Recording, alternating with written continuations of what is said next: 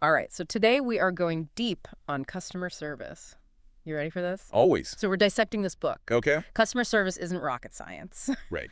And trying to figure out how to build loyalty and trust with customers. You know, it's funny because the book makes this point that we've hit this point where customer service is really a brand's biggest differentiator, even more so than the price or the product itself. It's true, you always hear like customer service is king, but the book really digs into like why. Why is that so important now? What makes right now different? Well, the book opens with this anecdote about like a terrible experience with an internet provider. Yeah. And it got me thinking, like, haven't we all been there? But what really stuck with me is it's not just about that one bad interaction. It's about the ripple effect.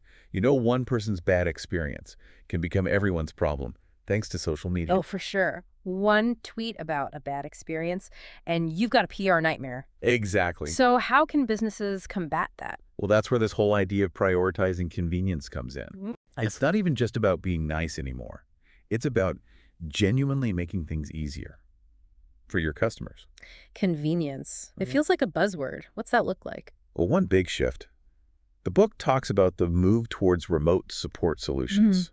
Okay, so it's all about using technology to meet customers where they are, whether it's through video calls or chatbots or remote troubleshooting. Doesn't that risk feeling impersonal, though? Like, I know sometimes I just want to talk to a human. I don't want to talk to a bot. That's a great point. And it's something the book talks about, too. You know, even when using those tools, you got to retain that human element. So even if a customer needs to come in person, just acknowledging that inconvenience can go a long way. It shows that you're not just trying to get them off the phone. Right. It's about valuing their time.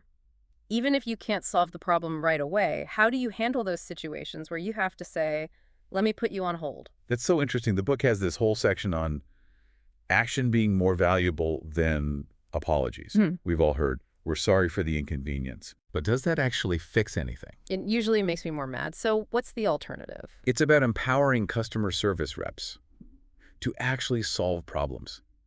The book outlines these steps, starting with thorough troubleshooting, not just like slapping a Band-Aid on something, but actually getting to the root of the issue. Like a detective almost. But what if the problem is beyond their expertise? That's where knowing when to escalate is crucial. Consult a supervisor, go to another department. The key is to do it quickly. And then there's a follow-up, a simple check-in to make sure the problem is really solved and the customer feels heard. It can make all the difference. Right. It's showing that you're not just moving on to the next case. Okay, so let's talk about something that can make or break the experience, IVR systems.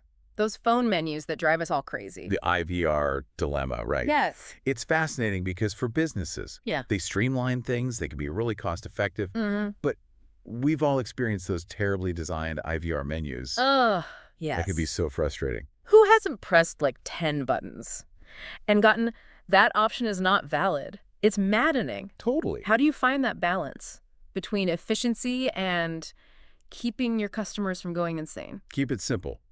Short menus, straightforward. And please, for the love of all that is holy, make sure that talk to a representative option is easy to find and actually works. Right. Nobody wants to go through a phone tree maze just to talk to a human. Exactly. It's like you're punishing them for needing help.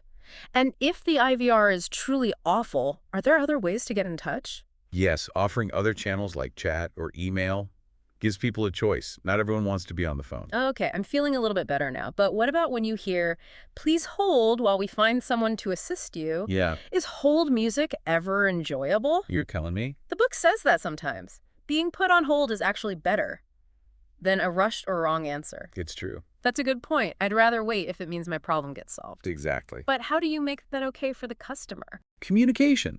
Explain why they're on hold. Give them a realistic wait time. Transparency builds trust, even with something as small as being on hold. Right, shows you value their time. But while they're on hold, can the rep do anything to make that time productive? It's a chance to talk to a supervisor.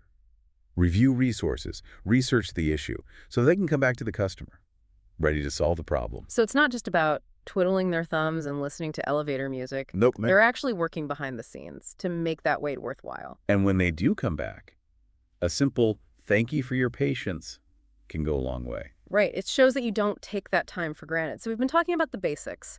But I want to know how to go beyond that. How do we create those experiences that turn customers into raving fans? That's where things get interesting. Yeah, the book talks about this idea of going beyond the basics to create those wow moments. So like exceeding expectations in a way that really surprises and delights customers. Give me the secret sauce. Well, one strategy is personalization. It's not just about knowing their name.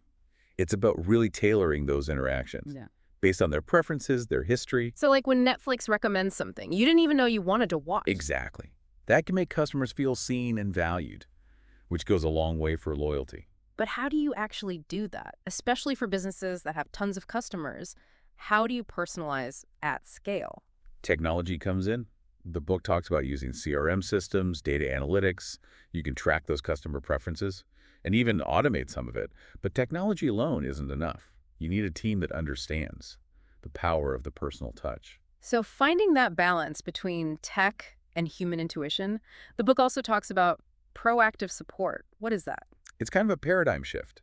It's about anticipating customer needs and solving problems before they even come up. So instead of waiting for a customer to complain, you're trying to stop the complaint from happening. Exactly. Being proactive rather than reactive.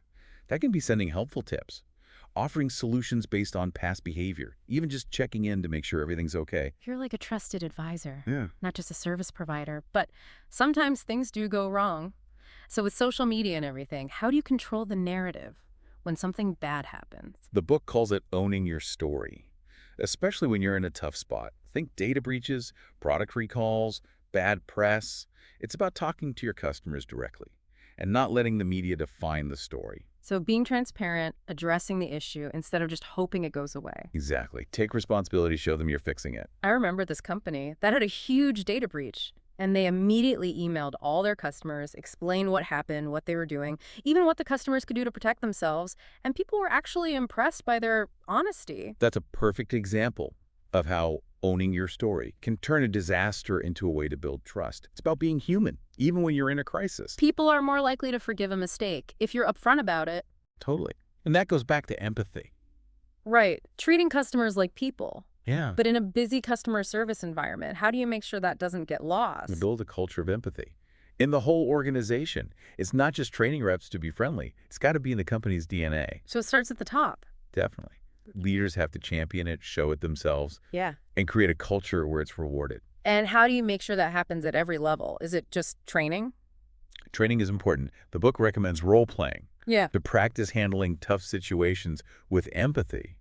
But it's also about having open communication, where employees feel safe sharing their perspective. Learning from each other. Exactly. And when you have a team that's truly empathetic, it shows in everything they do. They're more patient, more understanding. They go the extra mile. We've talked a lot about human interaction. What about technology? How's that changing things? Technology is a tool. It can be good or bad for customer service. Depends how you use it. So not replacing humans with robots, Right. but using tech to make things easier. Like chatbots. They can answer the easy questions and free up human agents for the stuff that needs a real person. Using tech to help people, not replace them. Exactly. Tech can also help with personalization, data analysis, even training. AI can analyze conversations and figure out what's working and what's not. Getting insights from data. But with all that data, How do you deal with privacy concerns? transparency is key. Customers need to know what you're collecting, how you're using it, and how they can control it. Building trust through honesty. Absolutely. And using the data responsibly, putting the customer first. So we've been talking about the customer side. What about the internal side of the company? How do you create that customer-centric culture? It's a mindset shift. Yeah. Everyone in the organization has to make customer satisfaction the top priority. Not just the customer service team. Everyone from marketing to product development to finance has to understand their role. Exactly. It's all about collaboration. So how do you make that happen? Is it just motivational posters? It's way more than that. The book talks about empowering employees to make decisions that help the customer, even if it means bending the rules a little, So trusting your employees to do what's right for the customer. and celebrating those wins to show everyone that it's important. Making customer service part of the company culture. Exactly. That's how you build a truly customer-centric company. We've covered so much: convenience, proactive support, owning your story, building the right culture. It's clear that customer service is so much more than just answering the phone and solving problems. We've been talking big picture stuff. But what about the day-to-day? What are some tips for regular people, whether they work in customer service or not? The book had some really good advice on that. One thing is competence, just knowing your stuff. Like if you work there, knowing your product, or as a customer, knowing what you need, it makes a huge difference. Yeah, it's like calling tech support. Right. And you can tell the person actually knows what's going on. Exactly. It doesn't mean having all the answers, but it means knowing how to find them. Being resourceful, willing to help. I think that's true on both sides. Totally. And as a customer, being prepared helps. Knowing what you want, explaining it Oh, clearly. yeah, there's nothing worse than getting a vague complaint. It's so hard to know how to help. Right. So clear communication is key. Yeah. And the book also talks about empowering employees. We touched on that earlier, but what does that really mean? It's more than just saying the customer's always right. It's about giving your team the power to actually make decisions, solve problems, Mm. without having to ask permission all the time. So trusting them to do their jobs. Exactly. And that means creating an environment where it's okay to make mistakes, Everyone makes mistakes. right?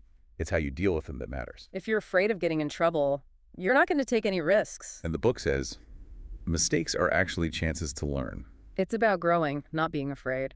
Exactly. Yeah. So before we finish up, I want to go back to something you said about customer service being a philosophy, not just a department. Yeah, making it part of the whole company culture. And that's what's so interesting. It's not just about rules and scripts. It's about connecting with people, building relationships. Making people feel valued. Exactly. So I guess the question for our listeners is, how can you use this to create better interactions in your work and your life? What about you? What did you take away from the book? That's a good question. What about you? I think the biggest thing for me was just remembering that everyone's human. We all want to be treated with respect, and a little kindness goes a long way. That's so true. So yeah, think about how you can apply these ideas, make the world a little bit nicer. I love that. All right, everyone, that's our deep dive on customer service. Thanks for listening. Thanks, everyone.